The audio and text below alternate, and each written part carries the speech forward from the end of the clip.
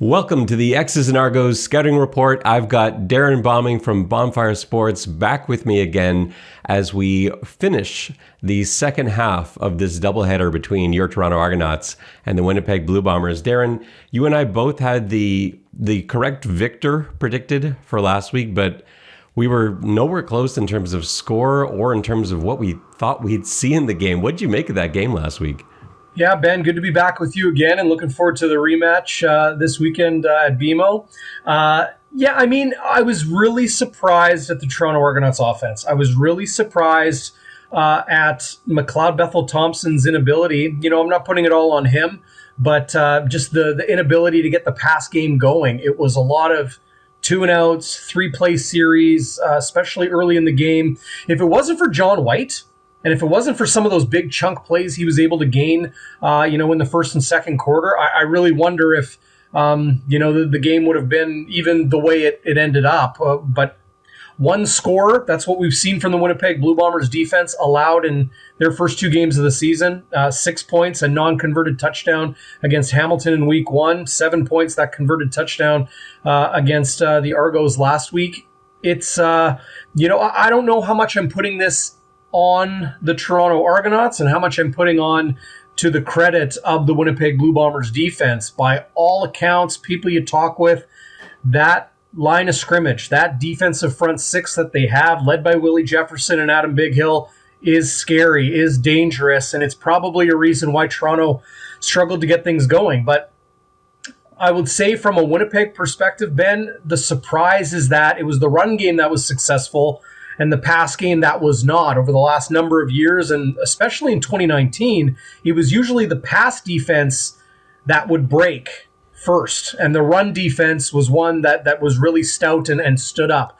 Nobody ran the ball effectively on the Blue Bombers in 2018 or 2019. Here we are in 2021, and that's all that teams are seemingly able to do. So, well, when you got a rematch, and I'm already hearing this from the players and from the coaches, nobody's seen the entire playbook yet, whether it's Winnipeg or Toronto or Hamilton or BC or Edmonton. We haven't seen everything yet. When you get a rematch back-to-back, a home and home like the Argos and Bombers have this week, you might start seeing some different things. You might start seeing that playbook get, to those middle chapters. Yeah, this is certainly the game where some things are going to come out, and I'm really curious to see what it is, because there's also player pride on the line. It's very hard to beat the same team twice in a season, let alone back-to-back weeks. That's a really tough thing to do in any level of football, but you've got more than that going here, because you've also got the individual pride of the offensive and defensive units, and the idea of, the defensive secondary for Winnipeg last week is probably feeling very good about themselves, but maybe that linebacking group is not feeling great about allowing over 9 yards a carry. Offensively, the pass game is probably, I'm sure the quarterback room was probably, a lot of laughs this week, which is great, but probably not so much in the O-line room when it comes to run blocking, because there's no world. Like, if I look at that stat sheet, there was no world in which I could have envisioned the Winnipeg Blue Bombers winning the game last week with the leading rusher having 29 yards on the ground. It just nothing made sense to me with that. So I think maybe this week we'll probably get a bit of a flipped script. Like, could you see this being a game where Toronto is able to throw the ball, but maybe can't run it as well, and Winnipeg has success on the ground, but maybe is more limited through the air? Is that kind of what you're thinking we might see? I'll be honest, I don't know what to expect this week, because last week was so unexpected the way things went down. I can tell you this, you said it. When it comes to beating the same team twice, 2 weeks in a row, it's extremely difficult. Those are the exact words out of Argos legend Mike O'Shea's mouth. It's really tough to beat a team twice in a row. It's really tough to beat a team twice in a season because you start to learn each other, you learn your tendencies and that sort of thing. This is what I know for sure. Coming out of the game, nobody in that Blue Bombers locker room was satisfied. That's a positive indication for a team that's 2-0. But I think it's also telling of where they see themselves and where they feel that, well, really, they always feel that they can be better. I don't know if the offense was pleased. Zach Collaros threw for 292 yards, a couple touchdowns, looked good. But, he hung things on himself. He says, if we need to be better, that means I need to be better. The offensive line, I thought Toronto did an excellent job defensively matching the level of intensity that the Blue Bombers offense always brings. And I think that's a reason why it could have been Andrew Harris. It could have been William Stanback. It could have been, Mike Pringle back there. I think anybody, would have had trouble running against the Toronto Argonauts in that game. I thought they played extremely well. So the offensive line is not pleased with the way that they played. You have a young offensive coordinator here in Winnipeg in Buck Pierce. He's been the protege and the understudy of Paul LaPolice for a number of years.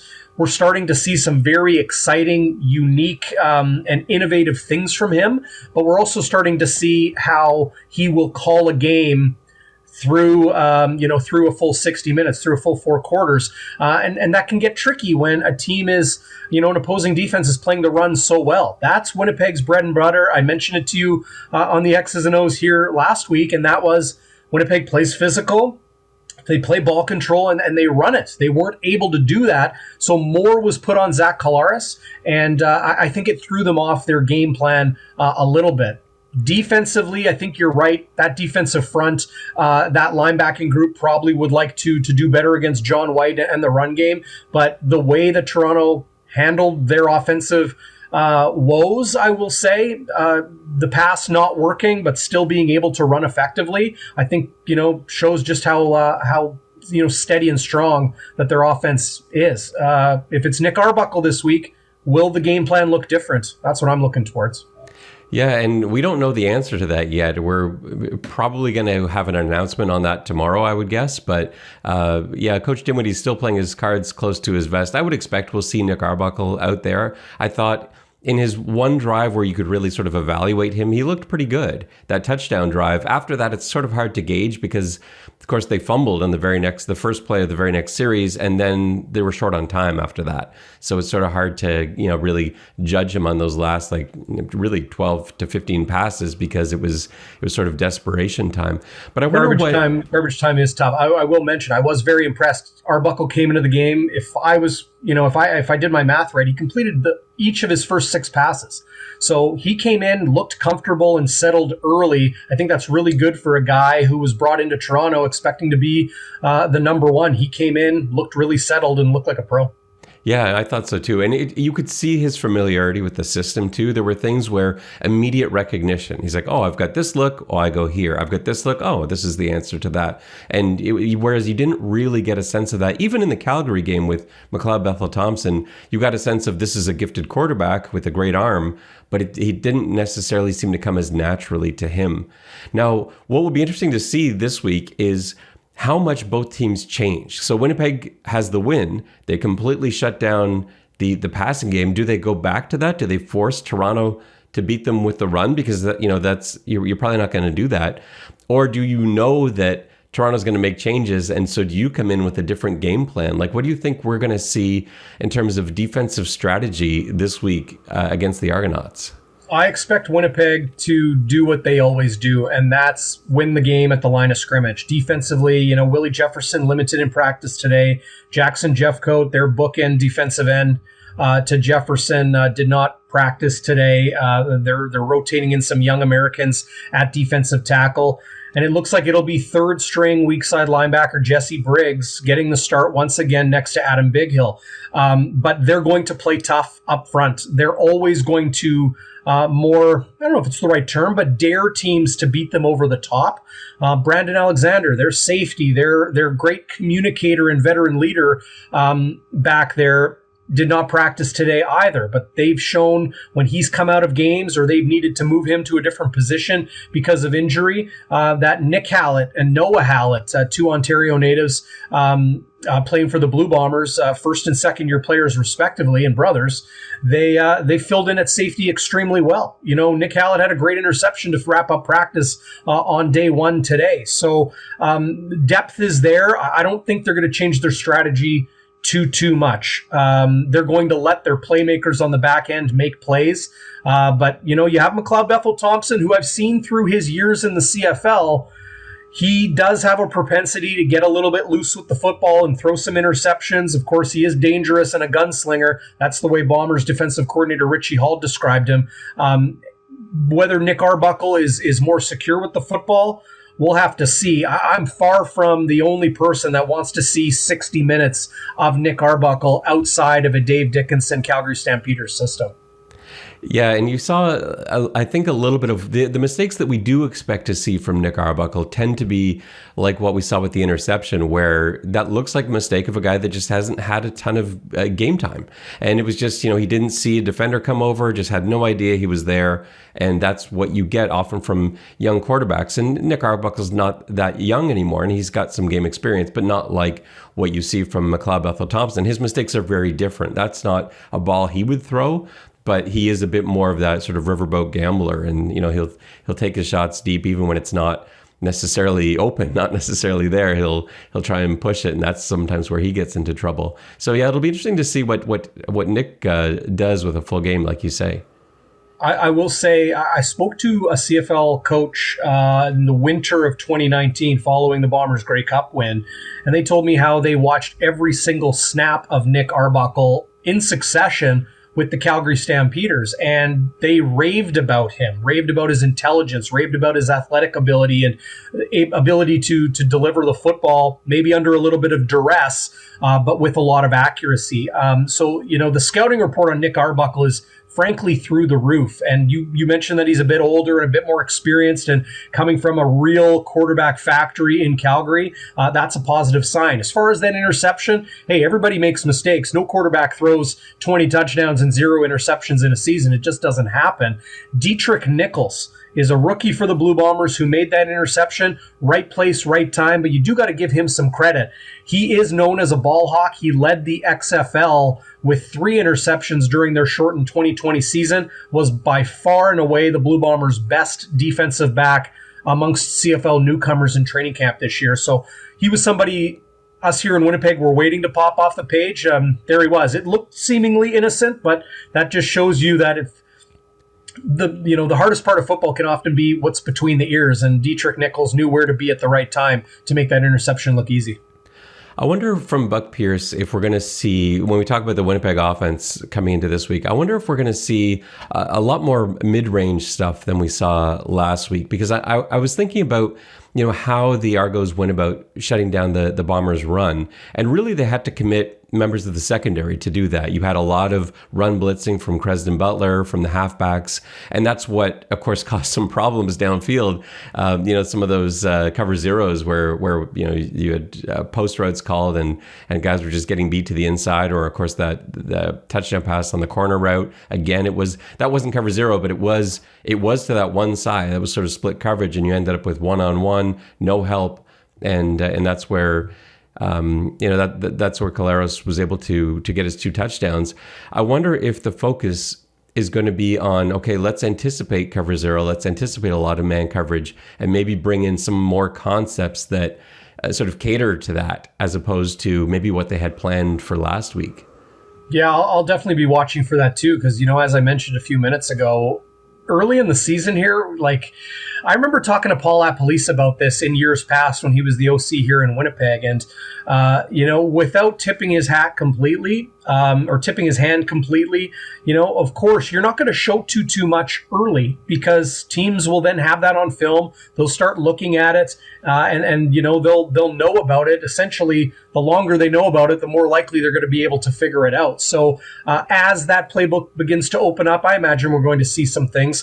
I really do wonder, Ben, if the reason the Blue Bombers aren't playing that intermediate pass game as much now as, say, they did with Matt Nichols at quarterback is just Zach Collaros being a little bit more of a confident quarterback. You look at those 2 touchdown passes he threw to Rasheed Bailey in the first half. That was his first CFL touchdown, Bailey, of course, and to Nick Dembski late in the game, pinpoint accurate. And both of those receivers did it the right way. They went up with their hands and plucked that ball out of the air, which made it very difficult to defend. But when you throw balls that precisely, it's tough. You can even be blanket coverage or double team.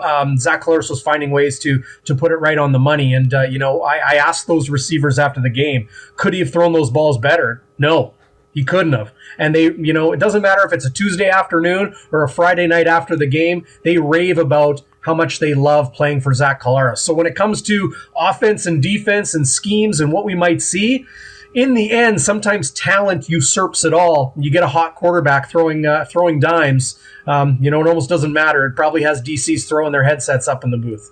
I know they were really frustrated on both of those touchdowns because, like you said, the coverage was good. Shaq Richardson was in coverage on that first one. Not only was he right there, he actually got his hand in under the ball as the players were going to the ground in the end zone. He was still trying to pull it out, and he just could not get it free. And I remember watching the replay, sitting here at home watching that replay, thinking surely that ball came out on the way down because there was just so much contact in where the ball is usually has a chance to bounce around because it's so hard to secure it when a defender is actively trying to rip it out. And then on that second one, it was just such. Tristan Deku was in coverage on that one. There was nothing he could do. He had inside shade. It was a corner route, and it was just a dime. All right, we got to get to our predictions for this week. So. I'll go first, and I'm gonna take an Argos win this week. I just think I think it's too hard to beat a professional football team twice in a row in consecutive weeks. I know they didn't look great last week. I expect the Toronto offense to rebound. I think we're gonna see a 27-24 victory, Toronto over Winnipeg. Darren, what do you have for this week? Oh, your score prediction, very similar to last week. And I think I'm going to stick with the Blue Bombers. I have no reason to pick against them. For your viewers out there, I do cover this team objectively. I'm a born and raised Winnipegger, and I was a fan of this team growing up. But I definitely call it as I see it. I call a spade a spade. But I'm looking at a Blue Bombers team that looks rock solid offensively, defensively, and on special teams. Sure, they're banged up, but really what team isn't right now? This is Winnipeg's first road game of the season. That might come into play. First afternoon game, of course, 4 o'clock Toronto time and 3 here in Winnipeg. But I just don't see any reason to pick against the Blue Bombers this week. But I'm with you, and I'm going to go back. I know we were both pretty wrong last week. We weren't expecting it being such a low-scoring game. I am expecting more touchdowns in this game, especially if Nick Arbuckle is healthy and good to go. So I'm going to say 31-28 for the Blue Bombers. That's about what the point spread is where it started, I think, this week. I think it's widened quite a bit. But of course, as we know, when it comes to odds makers and spreads, that's not what they predict will happen. That's a number to get people to put money down on the game. So we'll have to see what's in store. But always looking forward to a home-and-home series back-to-back like this. Darren, thanks so much for joining me again on the Scouting Report for this week. Please, before you go, tell the people at home where they can find you and all your stuff. bonfiresports.ca and youtube.com/bonfiresports. Got pregame and postgame coverage up there with the legendary Chris Walby. He called 10 Grey Cups. I'm beyond lucky to have him as my pregame co-host. But Ben, always love being on with you. Let's do it again. Who knows? We just might be chatting in December with these two teams in the Grey Cup. Fingers crossed that we are. I think you probably don't have any hesitation about booking off some time in at least November into the playoffs and stuff. It's a little more nervous for those watching and covering the Toronto Argonauts. That's a little bit more up in the air. But I have faith that the Argos will be there. So maybe we will run into each other again. Darren, thanks so much. For Darrin Bauming, my name is Ben Grant. Thanks for tuning in. May all your pre-snap reads be good ones. I'll see ya.